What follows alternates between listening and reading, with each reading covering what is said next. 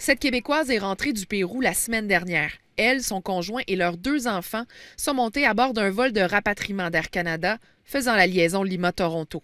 J'attendais quand est-ce qu'on va prendre notre température, qu'on va vérifier si on n'est pas malade ou quelque chose. Puis non, ça s'est pas fait. Jamais.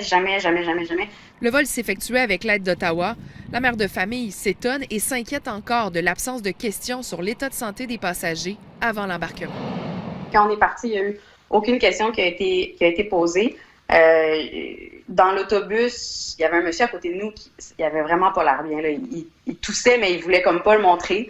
Je comprends, là, il avait peur, j'imagine, de se faire dire qu'il ne pouvait pas embarquer. On est en temps de coronavirus, puis la tablette est dans cet état-là. Fait comment est-ce que l'avion a été nettoyé? Cette ambulancière de la région de la Nodière a été rapatriée sur le même vol.